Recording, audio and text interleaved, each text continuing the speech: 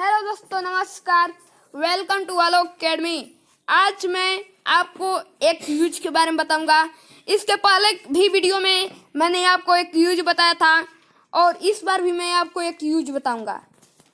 इस यूज का नाम है either ... इस यूज का नाम है either ... इस यूज को मैं आपको केवल 5 मिनट बता दूंगा। देखिए दोस्तों, इस यूज को जानने के बाद आपको क्या लाभ होगा मैं आपको बताऊंगा अंत में। और आपको हमारा वीडियो समझ में आएगा तो कृपया लाइक कर दीजिएगा, शेयर कर दीजिएगा, सब्सक्राइब कर दीजिएगा। तो चलिए अब हम चलते हैं यूज की ओर। तो देखिए दोस्तों, इस यूज का है सिंबल ये एक वाक्य जिसमें कर्ता दो। इस यूज में कर्ता दो और वे दोनों एक दूसरे से भिन्न हों। जो कर्ता दो रहेंगे, जिसे राम और श्याम कर्ता दो हो गए, तो ये राम और श्याम भिन्न होने चाहिए। दोनों नाम एक ही नहीं हो जाना चाहिए, राम राम ऐसे नहीं होना चाहिए। यहाँ पर राम है तो यहाँ पर श्याम या कोई भी नाम हो जाए, लेकिन दोनों एक ही नाम नहीं रहना चाहिए। भिन्न हो तो उनके पूर्व either ... का प्रयोग करते हैं। तो चलिए दोस्तों, अब हम चलते हैं स्ट्रक्चर की ओर। इसका 2 स्ट्रक्चर होता है, structure first, structure second. First में आपको सब्जेक्ट 2 देखने को मिलेंगे। देखिए दोस्तों, ये फर्स्ट स्ट्रक्चर है। स्ट्रक्चर है either plus subject plus or, either plus subject plus or plus subject plus HV। HV का अर्थ मैं आपको बता दूंगा। HV का अर्थ होता है हेल्पिंग वर्ब, सहायक क्रिया।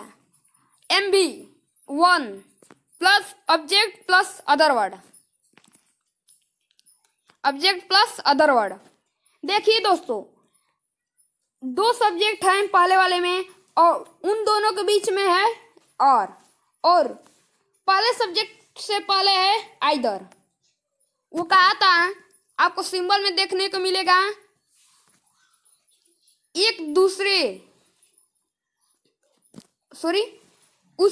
उसके पूर्व either R का प्रयोग करते हैं।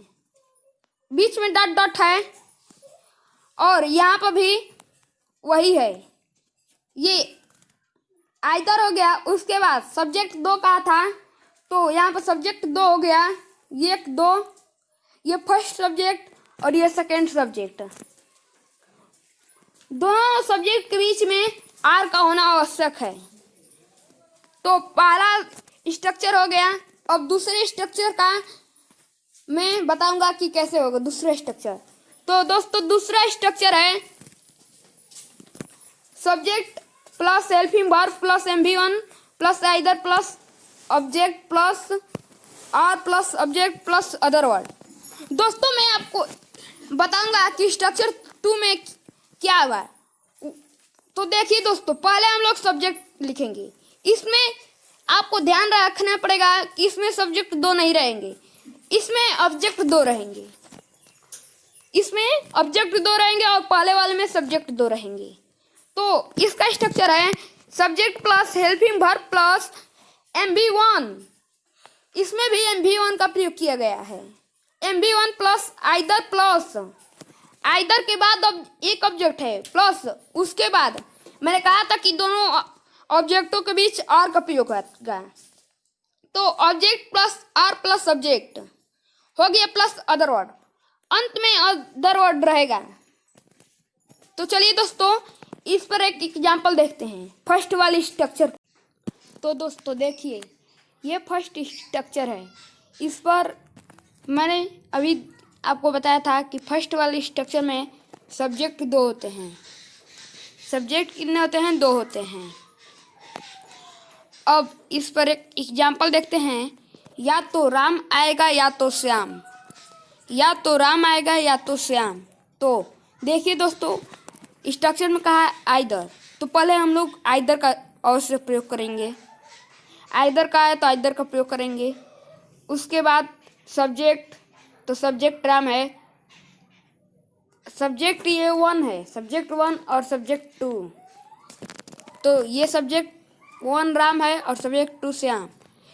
आप लोग को मैं सिंबल में बताया था कि दोनों कर्ता भिन्न होने चाहिए, तो दोनों कर्ता भिन्न है। देखिए राम और श्याम दोनों भिन्न हैं, तो अब आइदर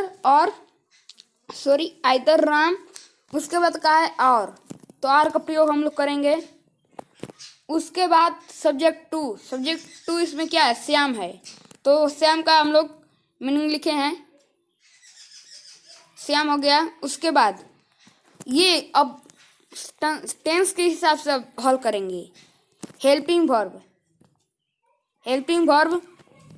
वर्ब इसमें क्या है, टेंस, पास्ट टेंस है, प्रेजेंट टेंस है, फ्यूचर टेंस है।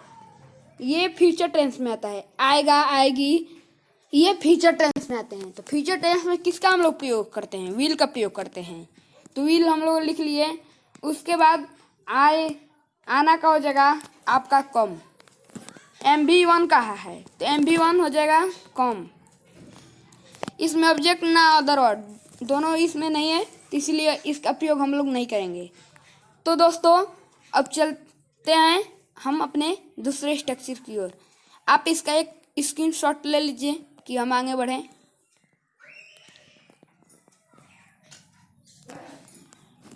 तो चलिए दोस्तों अब चलते हैं हम अपने दूसरे स्ट्रक्चर की ओर।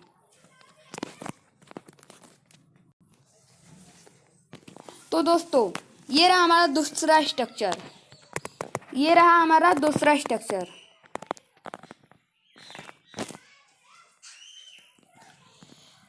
इसमें मैंने आपको बताया था कि दूसरे स्ट्रक्चर में ऑब्जेक्ट 2 होंगे।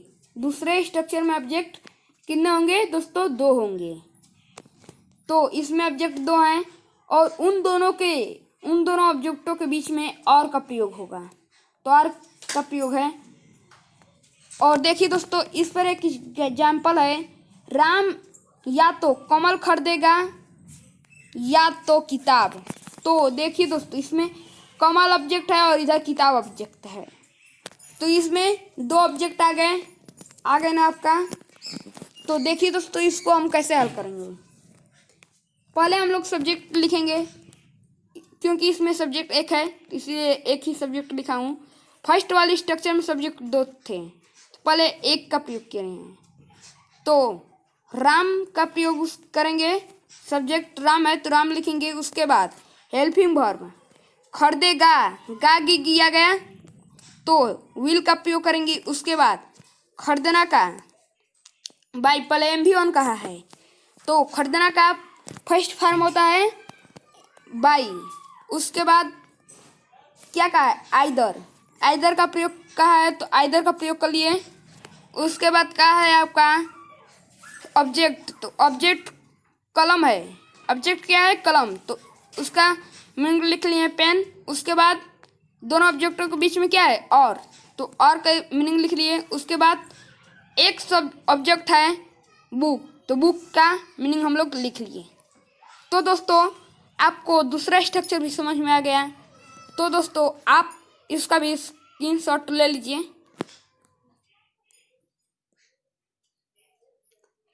तो दोस्तों आपको हमारा वीडियो समझ में आया होगा, तो हमारे वीडियो को लाइक कर दीजिएगा, सब्सक्राइब कर दीजिएगा, शेयर कर दीजिएगा और कमेंट करिएगा।